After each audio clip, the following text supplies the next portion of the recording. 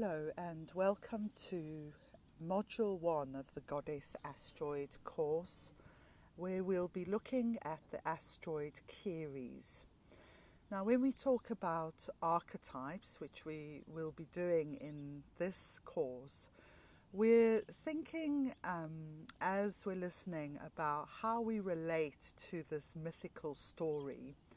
And through astrology, we can really understand that in some ways we have very little control. We've come into this incarnation and certain patterns and events are set up and we live out these mythical stories. But we do also have the possibility of awakened living, of mindfulness about these mythical stories. And actually, when we move from the wound into the gift of the myth, we open portals automatically to the higher dimensions of consciousness and spark off our 12-strand DNA and all sorts of wonderful experiences start to come to us. We may even start to learn new languages as our DNA awakens within us. So this work that I'm setting out here can be very powerful transformation. So I'm very excited about coming on this journey with you. So Ceres is the first goddess asteroid to be discovered between Mars and Jupiter, and astronomers had known for years that there was a body between Mars and Jupiter, and a lot of time was spent looking for it. Now, I feel the discovery story of Ceres really marks the beginning of how she relates to her myth, because there was a group of European astronomers and they actually called themselves the Celestial Police. It's a hard thing to imagine, but we all know of groups of people who kind of get really up themselves, and refuse to change as well. And so it feels like the Celestial Police were of that kind of order. They felt they were all extremely important men. There weren't any women amongst them. And they kind of had a bit of a stranglehold, I feel, on astronomy. Now, in the meantime, in Sicily, there was a mathematician and a monk called Piazzi. So clearly he was embodying quite an interesting position, and this is another element of the goddess, is that mysticism and science become one. And Piazzi was clearly embodying this because he was a monk and he was a mathematician. And almost not by intention, he ended up being an astronomer as well. And it's him who discovered Ceres, and he didn't have a clue what he'd discovered in the first place. And then she went behind the sun, I think something like 43 days after he'd seen her, and then she emerged again. So it was only at that point he kind of knew, this is a body that is orbiting the sun. And he named her Ceres, who was the patroness, and probably still is, of Sicily. So actually this discovery by Piazzi means that this first asteroid is named after a goddess, and Ceres at that. So if the Celestial Police, for example, had found the first asteroid, they may have named her completely differently. But I do feel that Ceres revealed herself to exactly the right person and at the right time. She's a very sovereign lady, is the mother goddess, and she chooses when and where she's going to be seen. And for me, what this myth this discovery brings us to is that in the myth of Ceres and Persephone, Ceres walks away from the patriarchy in anger, disgust, and rage. So the Roman archetype is Ceres, and the Greek name for Ceres is Demeter. And in both these myths, the Persephone is abducted into the underworld by Pluto or Hades, and she walks away from Mount Olympus, where she had a lot of status, a lot of wealth, a high position, and she goes off in search of her daughter in a state of absolute grief. And she's described as wearing rags and not washing, and not doing her hair or any of the things that she probably did every day when she was living on Mount Olympus. Things really change for her. And we see a very similar archetype in Isis, the Egyptian goddess, because she also leaves the status of her home and to go and look for Osiris and bring all the parts of Osiris back together. And again, she's described as being in rags and not washing. And actually with Isis, she's said to be going on her travels with a load of scorpions following her around, which is the creature of Scorpio. And that makes a lot of sense. These two myths of Isis, Ceres, are very connected, because this is an initiation. It's a journey into the other world to meet the shadow self, the black Madonna, the shadow side of ourselves that is wounded and really can't cope with the patriarchy anymore. That's what it boils down to.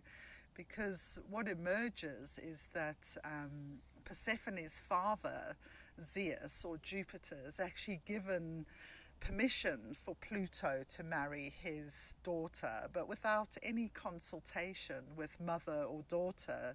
So it's just as if, the female wishes are completely overridden in this mythical story. And of course, as women, I'm sure most of us have had incidents in our lives where this has happened. Someone's been very disrespectful or even abusive to us sexually, or it may have come about in a job where our wishes are just overridden and we're not very valued for what we are given. And of course it can happen to men, because men can find themselves in the mythical story. And the thing about the mythical story is that we actually embody all parts of the archetype in the mythical story. So we have inner voices that represent Pluto and Zeus, Jupiter. We are the mother and the daughter. And the whole kind of archetypal family, if you like, all dwell inside us and are the inner voices that drive the way that we think and feel and the way that we behave. There's a really remarkable part of the story which I could contemplate for ages. So I'm just going to give you what I feel it's about, but I feel there's so much depth in it. So this occurs in the story of Ceres, but it also happens in the story of Isis in the Egyptian version. So the fact it's carried over suggests actually there's something very important in this. So both Ceres and Isis, they've gone off on, they've sort of let go of all the trappings of power and wealth and status, and they've gone on these grief-stricken journeys. It's grief really that is the underlying emotion that is driving both of these women on to leave. And both of them end up becoming nannies for babies. And there's this part of the story where in the dead of night, both of them are basically making these babies immortal by placing them in some kind of magical fire. And what I think is very interesting here is that while they may have lost their worldly power, they certainly haven't lost their spiritual power. If anything, that seems to be growing. And in both cases, they really want to give this baby immortality, you know, the gift of immortality. So they want to make the baby closer to being godlike, you might say. And they're using their magical wisdom to enable that to happen.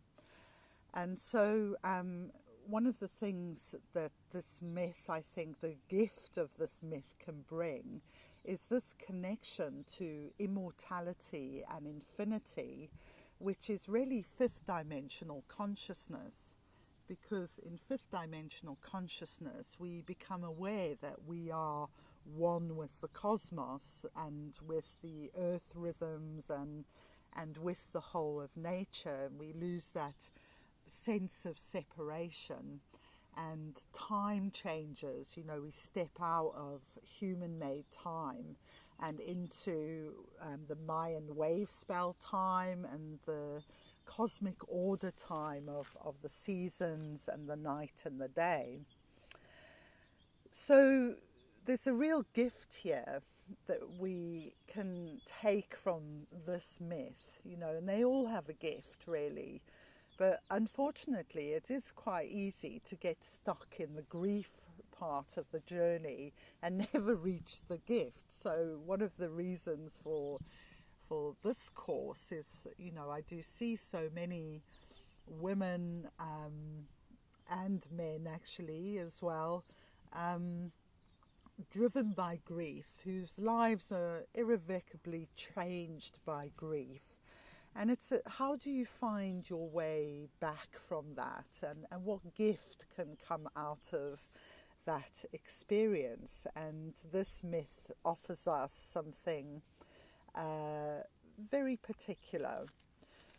And there's another bit of the Ceres story that I absolutely love, and this is where she meets a crone goddess called Balbo. And she also meets Hecate as well. Actually, it's Hecate, the goddess of the underworld, who tells her where Persephone is. And she also meets Balbo, who is basically a talking crone vagina. And whatever Balbo says, she tells lewd jokes, Balbo does. And she makes Ceres laugh. And in this laughter, a big transformation occurs. And so this is good to remember as well, that, you know, this kind of sexual crone energy, it is a part of this myth that has always fascinated me, you know, this talking vagina who tells lewd jokes, and even just thinking about it makes me laugh. Okay, so I wanted to mention just one other goddess who I feel has a strong connection to the energy of Ceres, and that is Inanna from the Babylonian Sumerian times, which would be current day Iraq today. And Inanna also takes a journey into the underworld. But she goes by choice, actually. She goes to the wedding of her sister, Ereshkigal. Now, her sister has been cast into the underworld after she was raped because of her anger. So Ereshkigal is really angry because not only has she been raped and dishonoured, but she's also been then the one who is punished. You know, talk about adding injury to insult. So she's really raging, and Inanna goes to see her. And some of the similarities of the myths are that at each of 7 gates, Inanna has to let go of her wealth and her power. So she has to hand over objects that represent wealth and power. And actually, when she makes it into the underworld, she's killed and she's hung on a hook to die. And in much the similar way that Jesus is resurrected, in 3 days after her death, these little beings find their way into the underworld and resurrect her.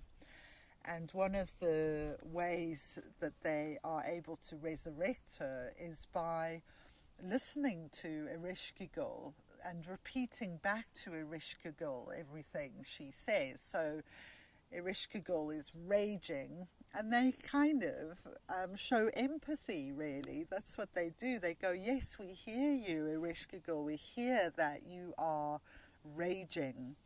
And somehow through this, they create a situation where Inanna comes to embody both her and Ereshkigal and ascends from the underworld. And she becomes queen of heaven and the underworld. So it's a very powerful story, and we should never underestimate the power of being with people, of nurturing and of connection, because human connection is really what we all deep down long for. Which brings us really to another part of Ceres, which is about our patterns that are set down from conception to birth. And we then basically relive these patterns over and over again. And so this period, and even the attitude of our parents pre-conception, you know, did they want us? Did they want a boy and they got a girl? You know, was it a great sexual experience, or, you know, obviously a rape will have a tremendous impact energetically on that child who is born, even though they may never know about it. The energy patterns are all being set down. And it's really through the adoption of my son and a lot of the training that I went on that I started to really appreciate the depth to which the mother and child bonding experience will shape our lives, and actually shapes the whole way our brain is wired. So the best scenario is that the mother breastfeeds, she holds the baby. When the baby's distressed, she gets hold of it, so the baby gets a sense that when I need something, that need's going to be met, and when I'm hungry, I'm going to be fed. So these are like vitally important things. And it's actually the eye contact between mother and child. It's like a Bluetooth that sets off something like 90% of the brain's patterning begins at this point when the mother is breastfeeding the child.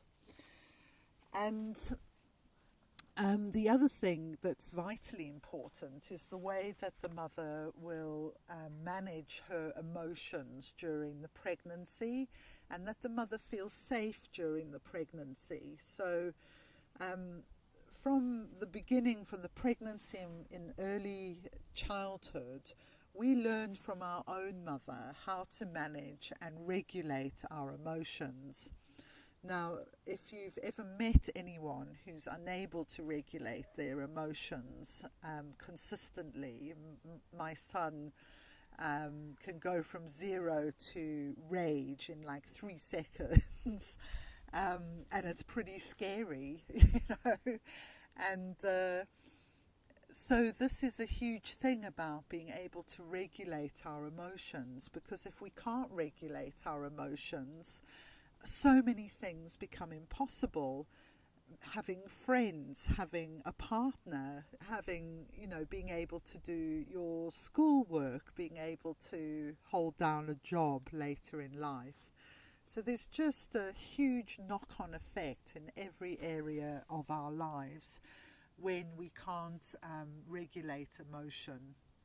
So I'm really happy that there's, a lot of mums go for yoga these days, and that's absolutely brilliant, because that is really such a brilliant way of getting your body into the zone. And if you know how to get your body into the zone, your baby will also know how to get its body into the zone of peace and connectivity.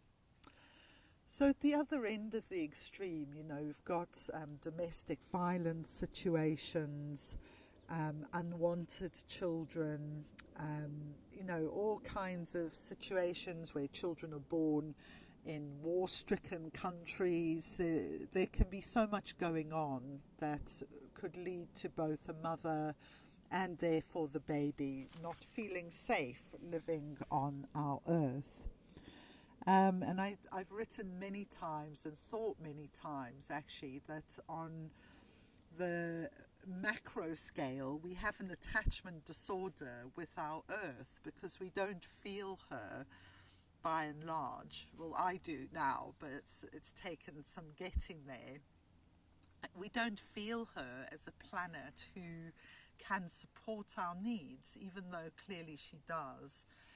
But we have sort of drummed into us that we need industrial farming, that there's too many people on the planet to feed. And actually, for me, it's not that there's too many people, it's that we are not sharing, we're not growing things in a way that works with the energy of the earth. We have this insane way since the Industrial Revolution of doing everything is kind of battering the earth. We go against the natural flow of things, and then we wonder why there's still starvation all over the planet. Well, it's not working what we're doing, but that doesn't mean we can't find a way of working. But unfortunately there's a lot of powerful people and a lot of money at stake, and so actually this journey of being able to let go of money and power is incredibly important, because unless we make this journey personally, the state has enormous control over us, and they use that. They will press all our fear survival buttons. So it's very important that we overcome these things, and when it's your time, it's going to be your time. Maybe you have lots of wealth and power now, and really it's not about whether you have it or not, it's about how attached you are to it.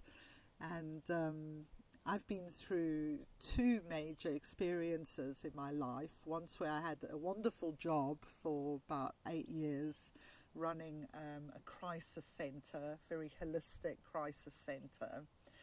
And I didn't really realise it actually, but I was travelling all over the world giving talks, and I had a lot of status and money when I did that job. I never felt like I had money, but actually compared to now, I had masses of money. Money's one of those strange, illusional things. So when I left that job, because I basically burnt out in the end, and lots of things changed, and it was like an example of me walking away from Mount Olympus, if you like, which is where my wealth and my power was. It was like just falling into a void. I didn't know who I was. It was quite a profound experience, which I wasn't really expecting. I didn't realise how much of my identity was invested in that job, and also that, then people loved to listen to me, and I was writing books, and then suddenly it was all like gone, and somehow people weren't interested in what I had to say about mental health once I'd left the system, which was quite interesting, because obviously I still could have actually said even more about it, but somehow those doors have closed. And a second time this happened in my life was when the adoption broke down with my son, and I'd become very dependent on benefits while I was working self-employed, but I wasn't generating hardly any money because all my energy was going into supporting my son and trying to keep some stability around the home and managing these kind of outbursts of anger and rage and violence. So it was a very exhausting few years actually towards the end. And then suddenly overnight it all ended, and I lost my house, I had to sell my horse. So again, it was a strange loss of status, in that I kind of realised that being a mother holds a certain status in society. Like those who are childless are seen as a bit of, there must be something a bit wrong with you if you're childless, which I don't think is true. And I've got a friend, actually, Dr. Jen Altman, who's written an amazing paper about the choices that women who don't have children have made, and how that can really be the right choice for those people. And interestingly, having Ceres strong in your chart doesn't necessarily mean that you are a mother. It means that you have a great capacity for nurturing, and you're connected to these mythical stories. But I've actually met a few people that I would have thought, looking at the chart, oh, mother, because you're so strong in the mother archetype. But actually it's turned out they decided not to have children, but they have put a lot of nurturing energy into other things.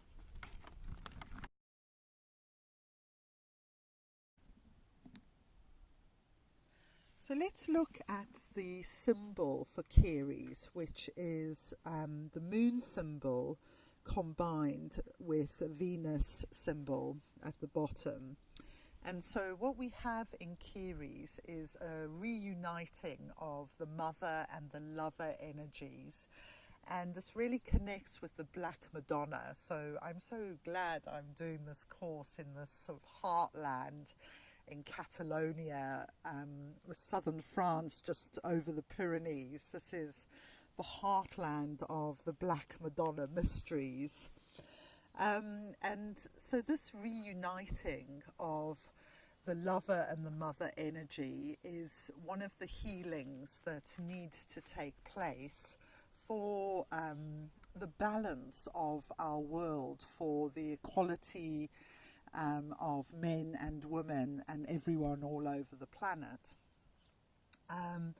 So if we look at where the split takes place, we know that, for example, when we talk about Vesta, we'll talk about the Vestral virgins, who at one time they could give their body to anyone they felt they wanted to. And this was a spiritual act where, as man and woman, you would create the perfect androgyny together, the original androgyny of Adam and Lilith, which was lost.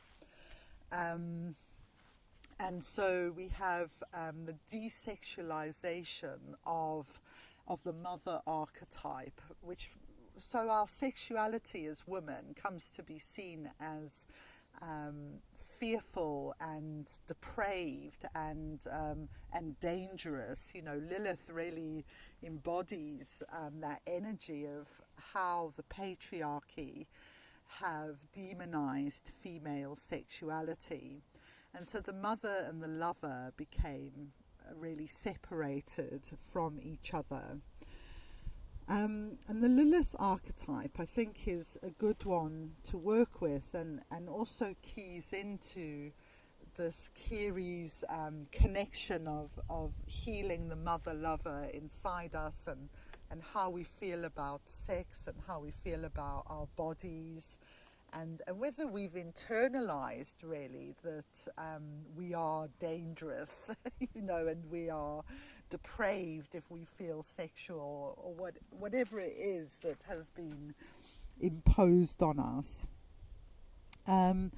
Because really what we need to get back to is Lilith and Adam. So what happened in this myth is that Adam didn't want to be an equal with Lilith. They were the archetypal androgynous couple, created equally, and all was well. But Adam wouldn't basically see Lilith as an equal. And Lilith didn't want to be the passive one sexually all the time. And so, and so she ran away in the end. And then Eve came along, who was willing to be passive. But ideally, what we need to turn to is the Lilith-Adam perfect relationship. But this time, Adam's got to change his attitude. And, maybe both of them need to work on how that is going to work together. And women sexually are a lot more empowered these days. And quite ironically, in a way, maybe the whole porn industry, there's one side of that industry that may be quite empowering for women to reclaim their role in sexuality. Okay, so these are all things to be considered. And when we look at these archetypes in ourselves and how they're working, we want to just think about being more awake and mindful about how these archetypes are living their stories out through us. And we need to stop judging ourselves for this, and we need to love ourselves and be open and curious about what is the story, what is the gift that might come out of the story, rather than thinking we're bad and we're evil and, we're not good enough mothers, all this guilt, this horrendous guilt that we carry as women, especially in Western societies.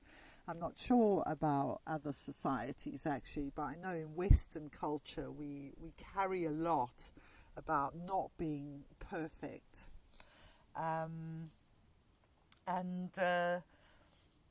So then the last thing really is just to make small changes, because if we think of our energy field as a multi-dimensional energy field, and we think of something like chaos theory, we actually only need to make a small change.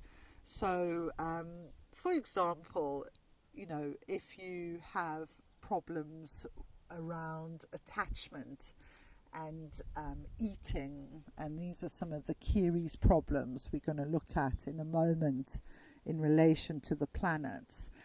You can just start, say, by eating more fruit or more vegetables, and really being mindful and appreciative of how Mother Earth has created this incredible diversity of food. And when we eat the food that she has created, because she created us as well, then, we are getting into attunement with her. We should try and avoid foods that aren't of the earth. Anything we eat that's of the earth and has been farmed to a reasonable standard. I'm thinking wheat is the exception here because it's been so distorted.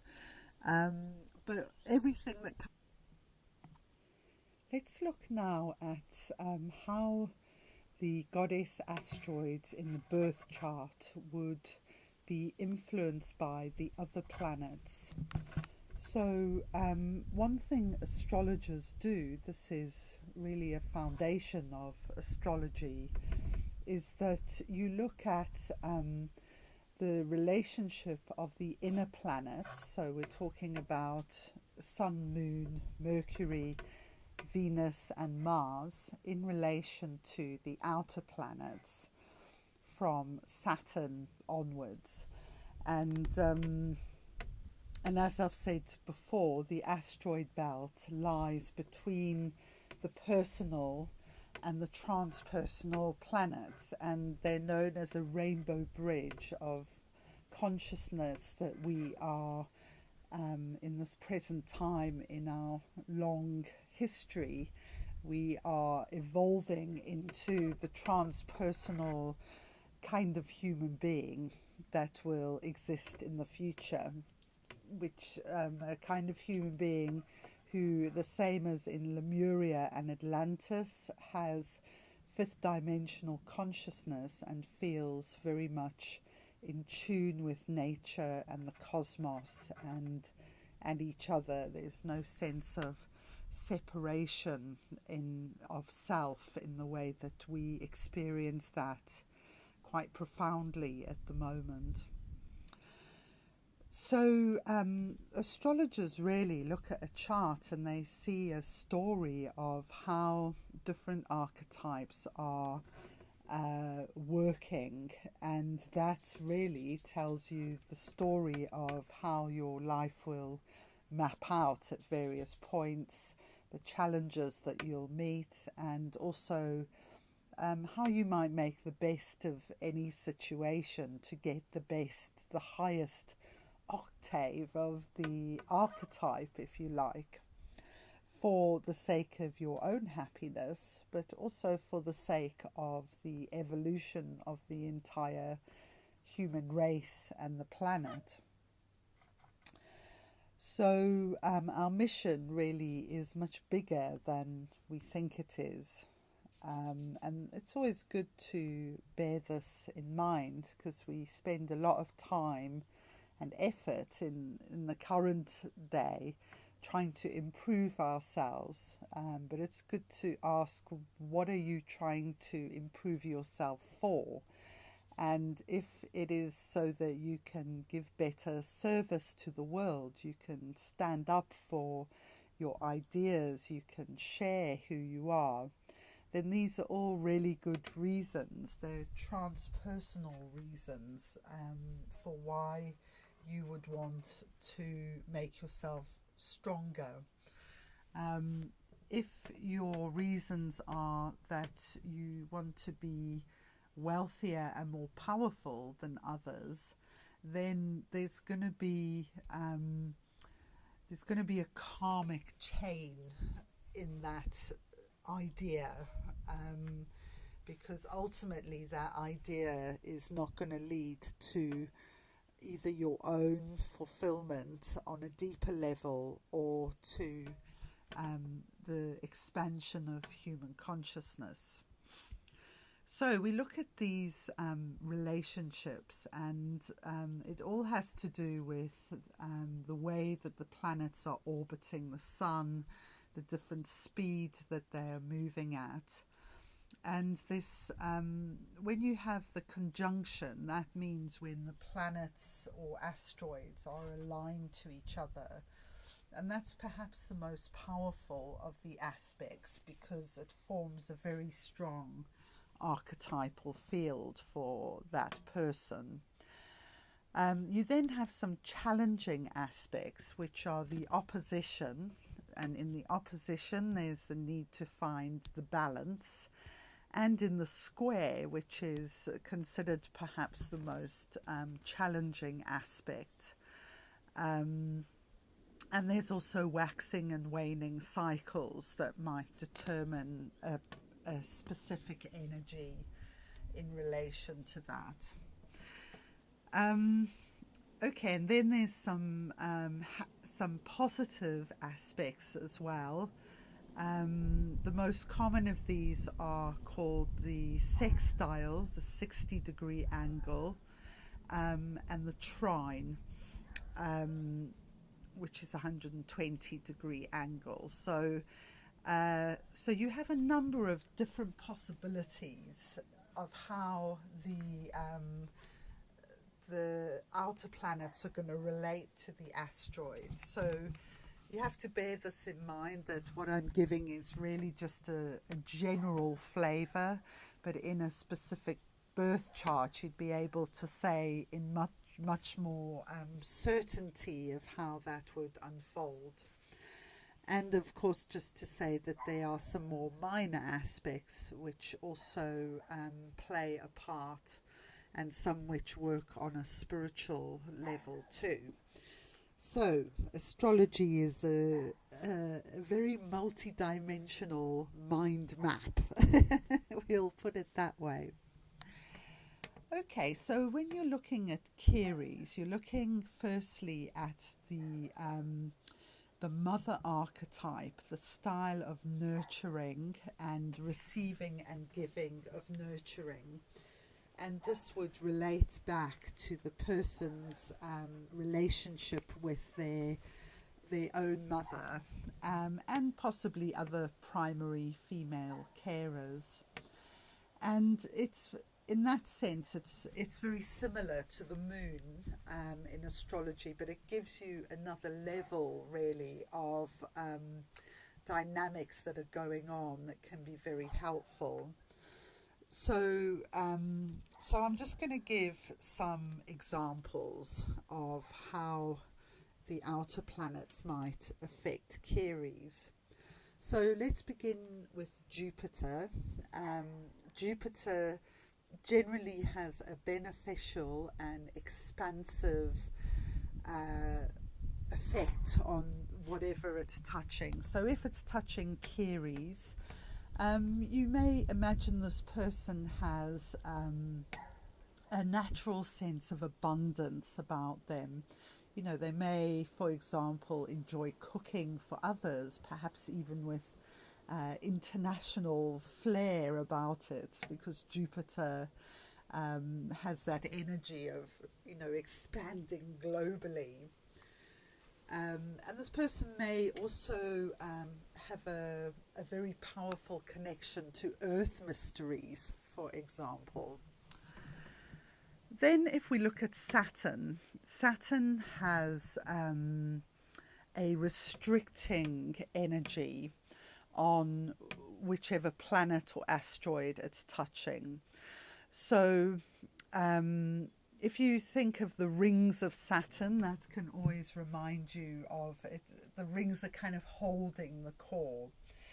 So Saturn potentially is a tricky planet, but it can also yield fantastic results if you work with the energy. It is the ultimate alchemical planet of transforming lead to gold.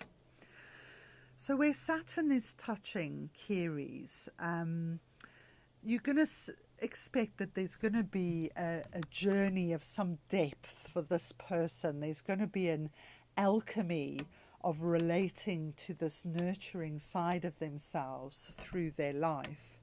And Saturn can also represent a quite authoritarian or cold parent, or sort of disciplinary parent. So if this is the mother, if the mother really isn't a warm person, you know, they might take care of the child, they might actually give that child very good boundaries, very good discipline, but there isn't that kind of love and warmth there, and this can really shape who that person becomes. And one thing they may do is they may search for that warmth and nurturing in the people around them. And in astrology, we generally always try to work with the androgynous being. So we try to find the inner warm mother, the inner mother who can provide us with the experience that we need, rather than constantly searching outwardly for it, because we also have an amazing way of sabotaging that, actually. So generally what we want the most isn't what we get, because we're giving off all these unconscious signals that we don't really trust that is how it's going to be. Okay, so then we could look at Uranus. Our Uranus is a revolutionary planet. It's all about breaking free from the past. So in let's say we would look at the effect of Uranus on Ceres, what we're going to have is a very Aquarian, humanistic kind of nurturing that's maybe, you know, quite on a mental level with that Aquarian Uranus energy. It's not it's not necessarily a warm, loving, nurturing energy, but it's about seeing the potential in everybody. And this person may be, for example, very good at community projects where they become a kind of a mother figure for lots of different people. And this person may also have experienced some sudden shocks and crises in relation to their own mother, because Uranus can bring that kind of experience, kind of sudden shocking events. Okay, and then if we look at Neptune, so Neptune's is a dissolving planet, and it gives a high degree of sensitivity. So another area that's very interesting with Ceres is that of food. So if you have Neptune with Ceres, you could imagine that this person is actually highly sensitive to their environment and to earth energies and to water energies. So they may have a lot of healing energy to offer other people, a lot of empathy and compassion, but they may also absorb negative energy very easily. So they may need to protect themselves in some way, and certainly be aware of their sensitivity and to take care of themselves, maybe in a more heightened way than other people. And, you know, certain industrialized foods that haven't been produced in a good way may affect their body more than other people. And then if we look at the planet Pluto, Pluto is the planet of life, death and rebirth.